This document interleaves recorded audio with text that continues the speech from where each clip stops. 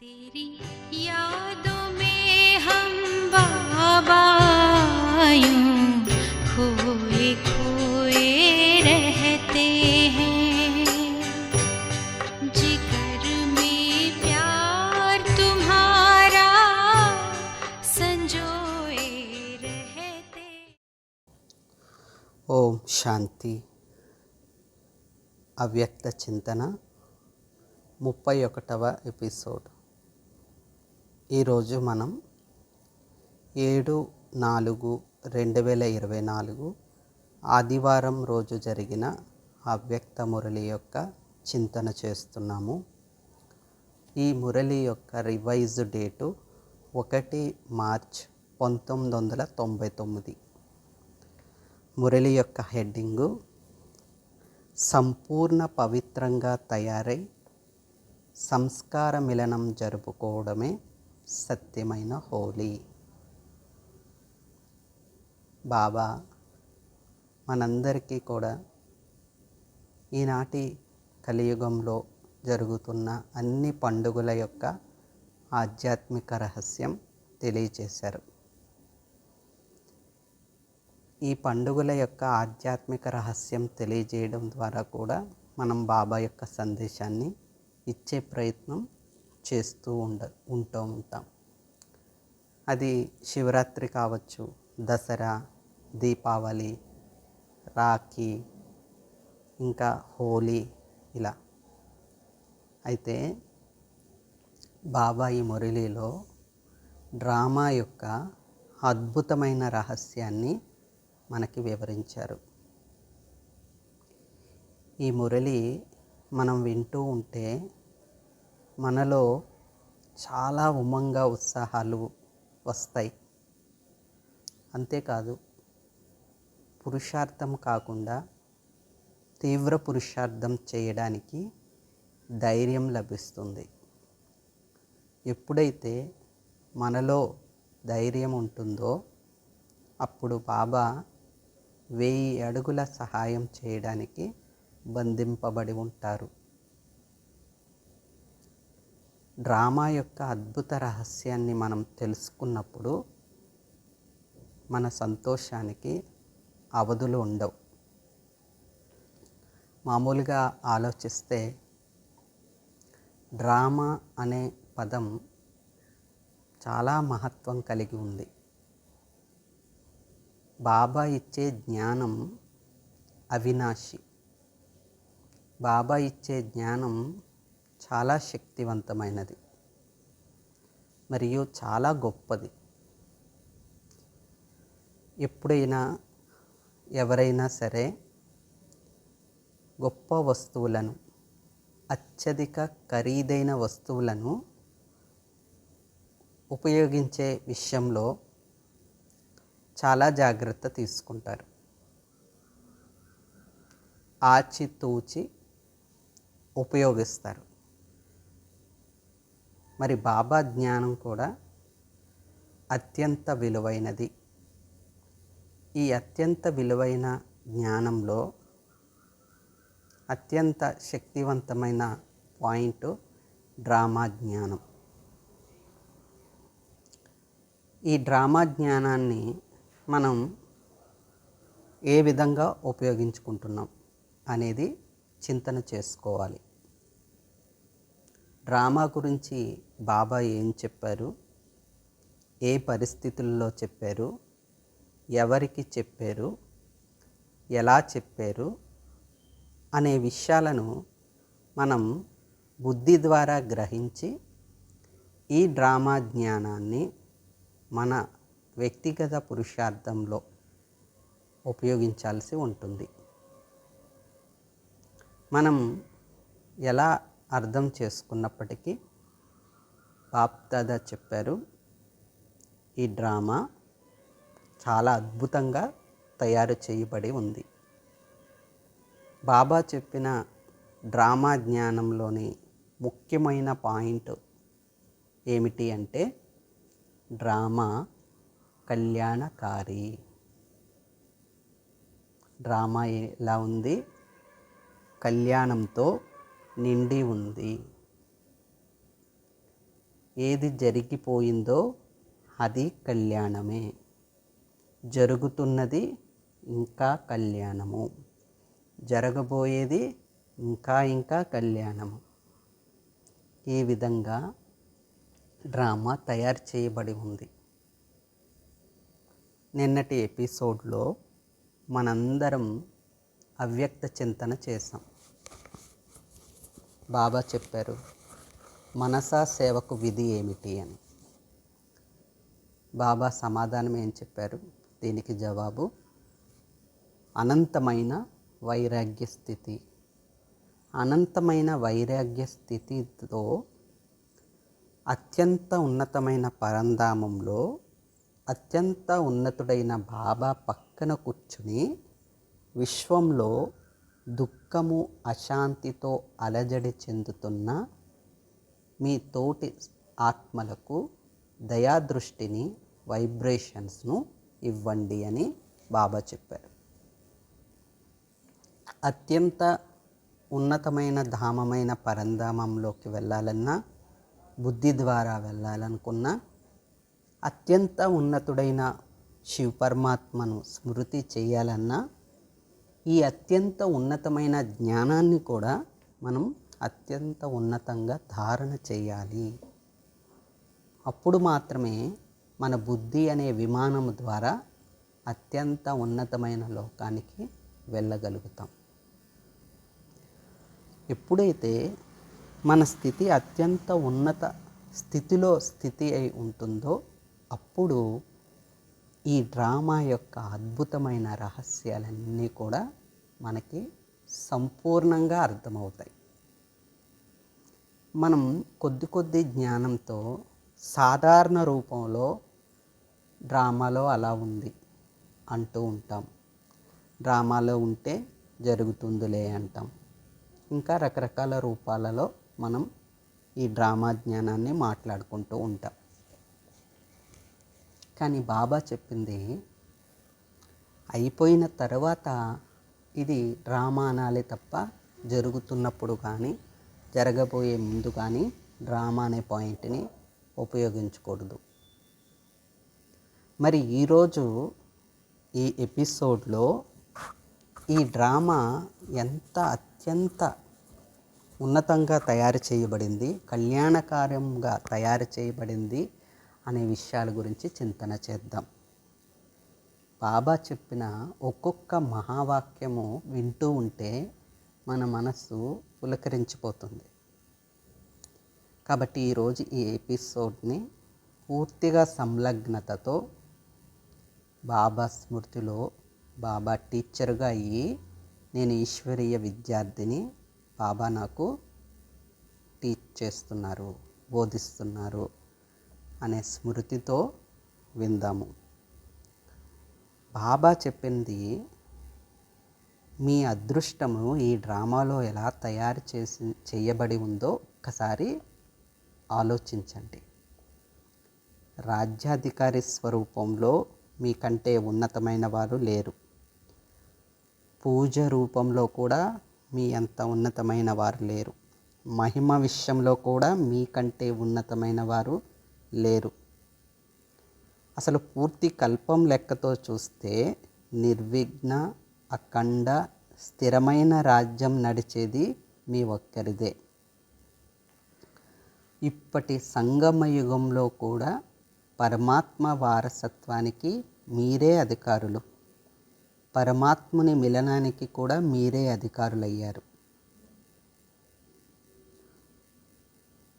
అదేవిధంగా వినాశన సమయంలో కూడా మీరు తండ్రి తోడులో ఉంటూ సురక్షితంగా ఉంటారు. సంగమ యుగంలో బ్రహ్మకుమారి కుమారులు ఎప్పుడూ ఒంటరిగా ఉండజాలరు. బాబా కూడా సాక్షిగా అయ్యి చూస్తారు. ఏ విషయాన్ని సాక్షిగా అయ్యి చూస్తారు?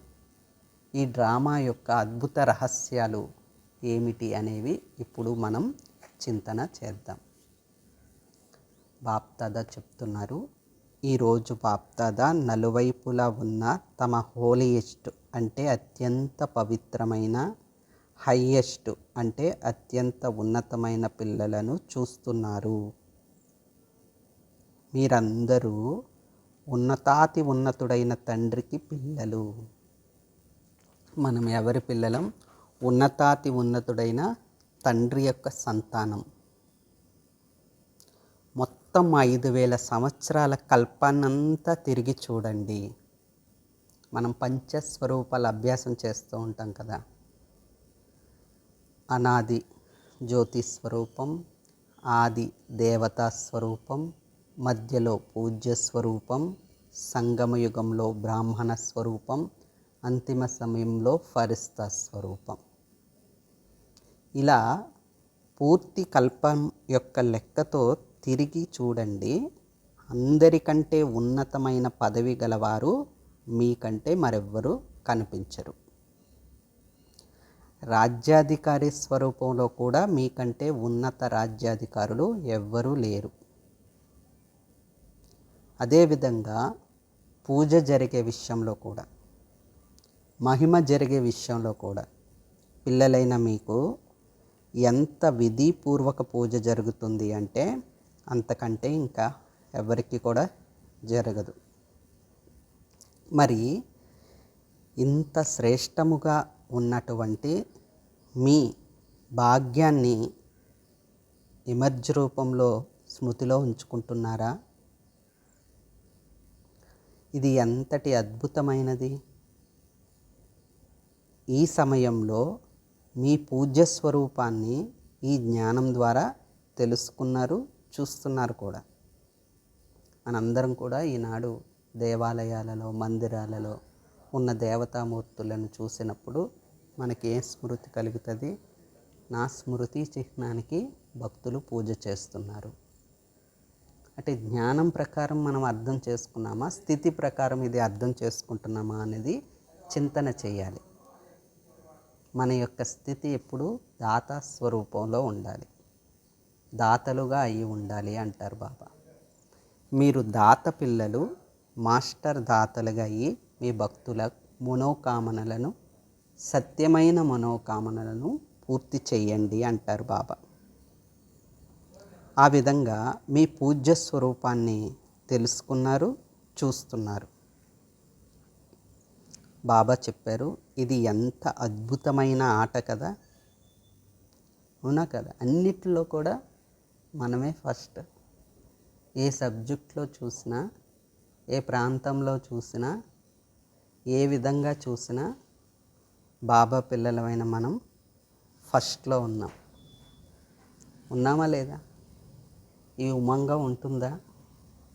ఈ ఉత్సాహం ఉంటుందా? మరి ఇలాంటి ఉమంగ ఉత్సాహాలు ఉన్నప్పుడు ఈ బ్రాహ్మణ జీవితంలో అసంతుష్టత వచ్చేందుకు అవకాశం ఉంటుందా?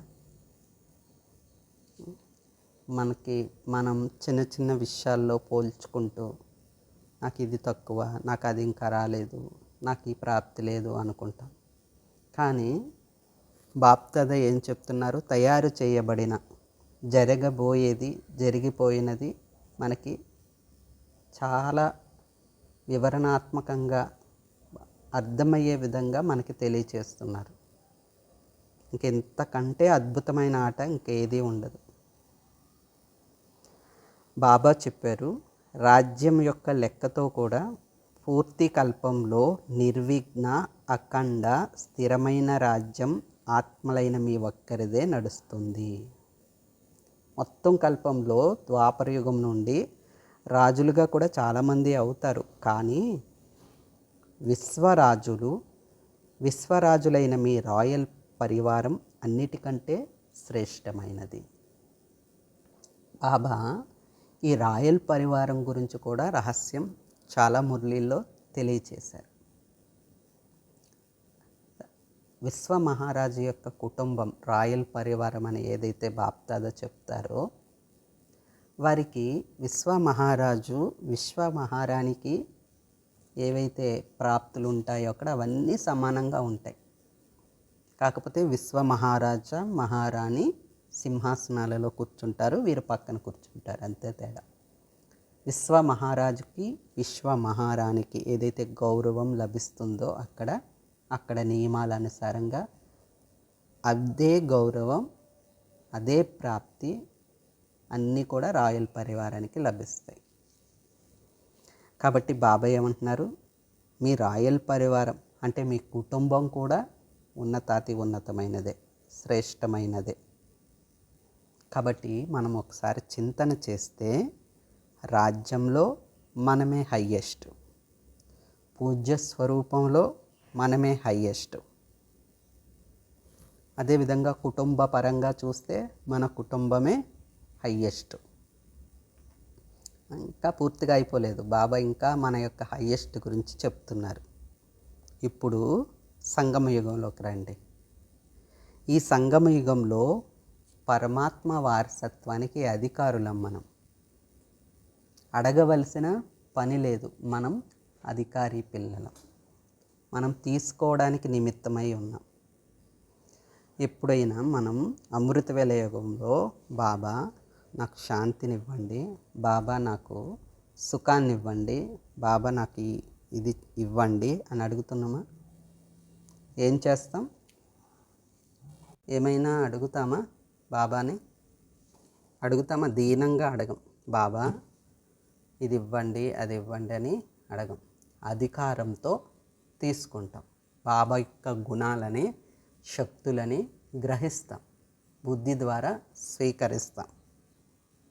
మరి పరమాత్ముని యొక్క వారసత్వం, భగవంతుడి యొక్క వారసత్వం, మీరు పదే పదే వారసత్వం అంటారు కదండి, మీరు భగవంతుడి నుండి ఏ వారసత్వం పొందారు అని ఎవరైనా అడిగితే సత్యుగంలో లక్ష్మీనారాయణ రాజ్యంలోకి వెళ్తామండి, శ్రీకృష్ణుడి దగ్గర జన్మిస్తామని మాత్రమే చెప్పడం కాదు, మాకు దక్కిన సుఖము, శాంతి, ఆనందము అనేటటువంటివి అనంతమైనవి అని చెప్పాలి. చెప్పడమే కాదు, మన ముఖము, నడవడిక, వ్యక్తిత్వం ద్వారా వాళ్ళకి కనిపించాలి. బాబా అనేకసార్లు మురళిలో చెప్తారు కదా, వీళ్ళని ఎవరు తయారు చేశారు, వీళ్ళు ఇంతటి శాంతిగా సుఖంగా ఉంటున్నారు, సంతోషంగా ఉంటున్నారు అని ఇతరులు అనుకోవాలంట. ఆ విధంగా కూడా సేవ జరుగుతూ ఉంటుంది. కాబట్టి మనం పరమాత్మ వారసత్వం అంటే సంగమయుగంలో పరమాత్ముడి యొక్క వారసత్వం ఏంటి? అతీంద్రియ సుఖం. మనకి ఇంద్రియాలతో నిమిత్తం కాకుండా బాబా స్మృతి ద్వారా చెప్పలేనటువంటి ఒక గొప్ప అతీంద్రియ సుఖం అనేటటువంటిది మనకి లభిస్తుంది. దీన్ని మరే రూపంలో కూడా, ఏ మార్గం ద్వారా కూడా మనమే కదా, ఎవరు కూడా అనుభూతి చెయ్యలేరు. మరి పరమాత్ముడి యొక్క వారసత్వానికి తీసుకునే విషయంలో కూడా మనమే హయ్యెస్ట్, మనమే కదా ముందు లైన్లో ఉన్నాము. తర్వాత అమృతవేళ అయిపోయిన తర్వాత ఏం చెప్తారు? 3:30 నుండి 4:45 సమయం అయిపోయిన తర్వాత బాబా ఎవరి దగ్గరికి వెళ్తారు? భక్తుల దగ్గరికి వెళ్ళి వాళ్ళ యొక్క మనోకామల్ని పూర్తి చేస్తూ ఉంటారు.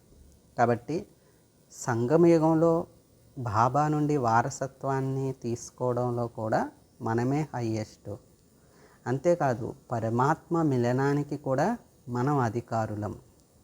అంటే ఈ విషయంలో కూడా, పరమాత్మని కలుసుకునే విషయంలో కూడా అపాయింట్మెంట్ ముందే మనకే లభిస్తుంది. ముందు ఎవరినైనా కలుసుకోవడానికి వెళ్తే మామూలుగా లైన్లో నుంచున్నారనుకోండి, కానీ మనల్ని మాత్రమే పిలిచారనుకోండి, క్యూలో నుంచోనివ్వకుండా, అవసరం లేకుండా, అప్పుడు మనకి ఎంత హ్యాపీ ఫీలింగ్ వస్తుంది, అవునా కదా? అలా ఇప్పుడు ఎంతోమంది ప్రపంచంలో ఎంతోమంది అనేక రూపాల్లో భగవంతుడిని ప్రార్థిస్తూ క్యూలో నిల్చుని ఉన్నారు భగవంతుడిని పొందడానికి. కానీ మనం అధికారికంగా కలుసుకుంటాం.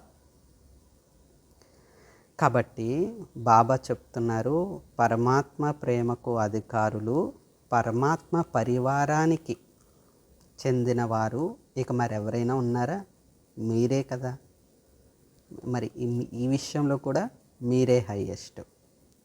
అంతేకాదు, చూడండి బాబా ఏం చెప్పారు. పరమాత్మని యొక్క వారసత్వాన్ని తీసుకుని సంగమయుగ ప్రాప్తులు, సంగమయుగ సమయాన్ని సద్వినియోగం చేసుకుని సంపన్నంగా అయ్యి తండ్రితో పాటు కలిసి మీ ఇంటికి వెళ్తారు. ఇందులో కూడా హయ్యెస్ట్ మనమే. సగౌరవంగా, మర్యాదపూర్వకంగా మనం పరంధామానికి ఎవరి జతలో వెళ్తాం? బాబా జతలో వెళ్తాం. కాబట్టి బాబా చెప్తున్నారు, పిల్లలు మరి ఈ సంగమయుగంలోని సుఖము, సంగమయుగంలోని ప్రాప్తులు, సంగమయుగ సమయం మనోహరంగా అనిపిస్తుంది కదా? అనిపిస్తుందా లేదా? లేదా చాలా సంవత్సరాల నుండి జ్ఞానంలో నడుస్తున్నాం, ఇంత టైం కూడా మురళి యోగము ఇంకా ఇదేనా అని అనిపిస్తుందా? ప్రియంగా అనిపిస్తుందా? బాబా అంటున్నారు, మీరు సత్యుగంలో రాజ్యం చేసే సమయంలో కూడా లేని ప్రాప్తి ఈ సంగమయుగంలో ఉంటుంది. మరి అటువంటి సంగమయుగం మీకు ప్రియంగా అనిపిస్తుందా అని అడుగుతున్నారు బాబా. అనిపిస్తుందా లేదా? మరి అనిపిస్తుందా లేదా అని అడిగినప్పుడు మనందరం కూడా బాబా అనిపిస్తుంది అంటాం. అనిపిస్తుందని మనం అన్నప్పుడు బాబా ఊరుకునే ఉంటారా? బాబా అడుగుతున్నారు, మరి సంగమయుగం మీకు ఇంత ప్రియంగా అనిపిస్తున్నప్పుడు వినాశనం ఎప్పుడు జరుగుతుంది బాబా అని ఎందుకు అడుగుతున్నారు? వినాశనం ఎప్పుడు జరుగుతుందో ఏంటో, ఏమవుతుందో, మేము ఎలా ఉంటామో, ఆ టైంలో ఎక్కడ ఉంటామో అని ఆలోచిస్తూ కూర్చుంటున్నారు. కూర్చుంటున్నామా? కూర్చుంటున్నాం కాబట్టి బాబా చెప్తున్నారు. కాబట్టి ఇప్పుడు కూడా వినాశనం గురించి మనం మాట్లాడకూడదు. వినాశనం యొక్క సబ్జెక్టే లేదు. ఎలా అయితే బ్రహ్మ విష్ణు శంకరులో శంకరుని యొక్క పాత్ర విశ్లేషణ అనేది జ్ఞానంలో చాలా తక్కువ. అందుకని చాలామంది శంకరుడు ఎవరని తల బద్దలు కొట్టుకుంటారు. ఆ విషయమే లేదు ఇక్కడ. వినాశనం గురించే మాట్లాడక్కర్లేదు.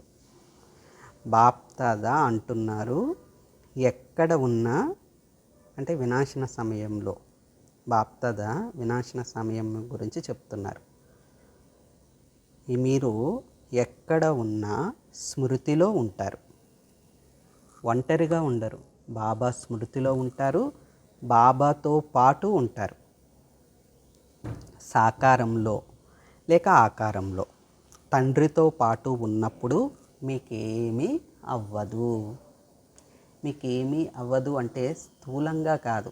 అంటే మీరు భూకంపం వచ్చినా మీకేమీ అవ్వదు, వరదలు వచ్చినా మీకేమీ అవ్వదు, అది కాదు బాబా ఇక్కడ చెప్తుంది.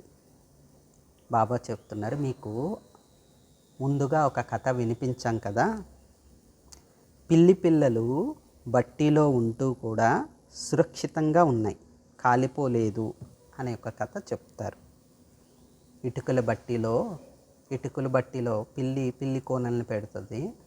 అప్పుడు ఆ చుట్టూ ఇటుకలు పేర్చిన వాళ్ళు నిప్పు అంటిస్తారు కాల్చడానికి. కానీ ఆ లోపల ఉన్న పిల్లలు మాత్రం సురక్షితంగా ఉన్నాయంట.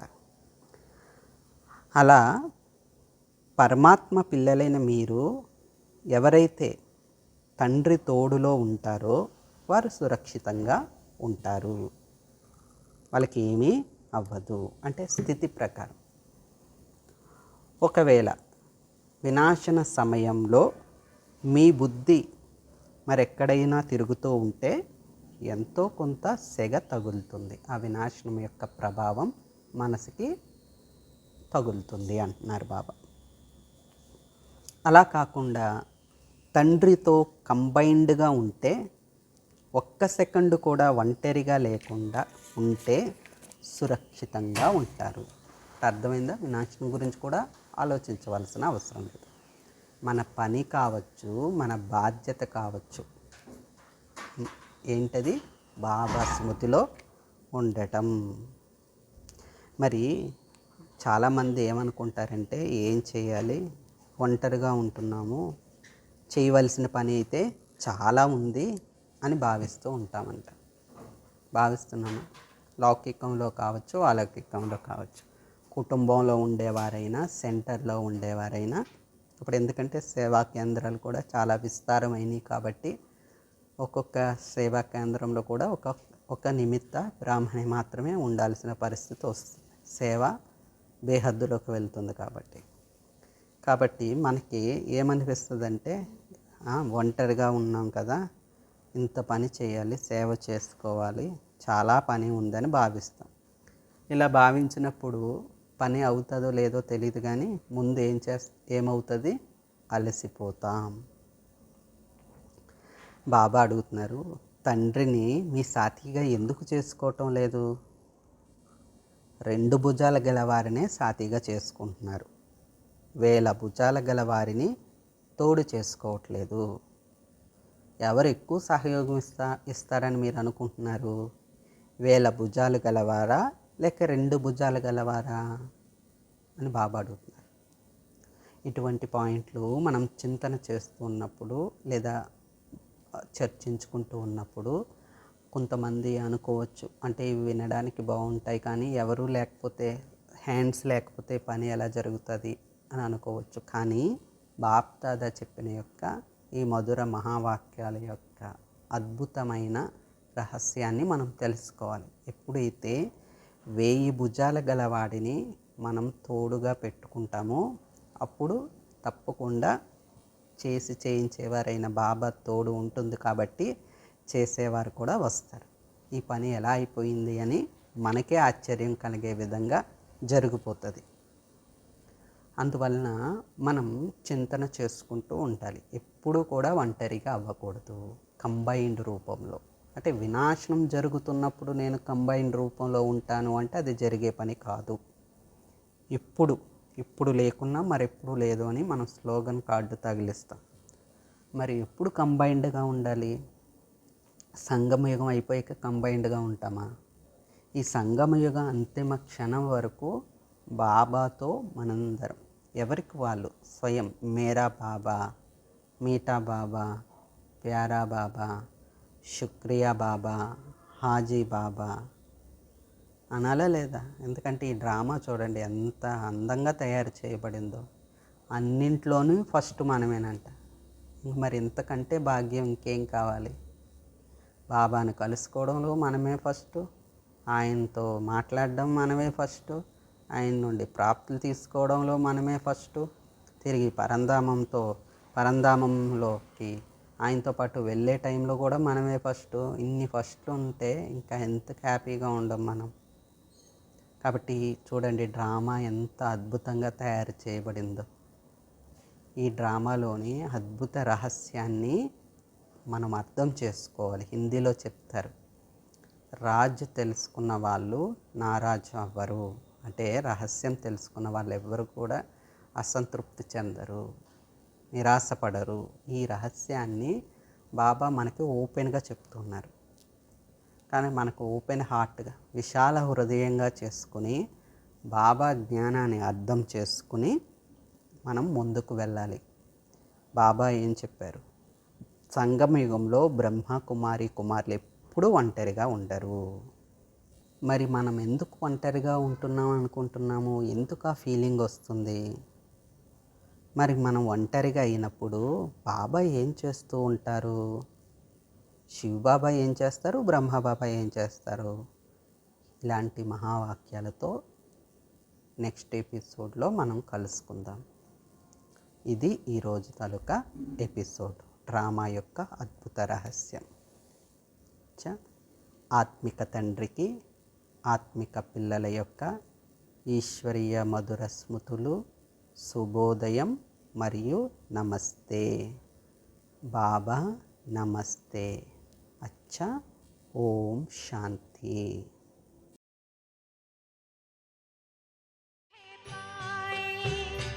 इतनी तुमसे प्रीत है, होठों पे अब तो बाबा बस तेरे ही गीत हैं, बस तेरे ही गीत हैं। तेरे स्नेह के सागर में मन को डुबो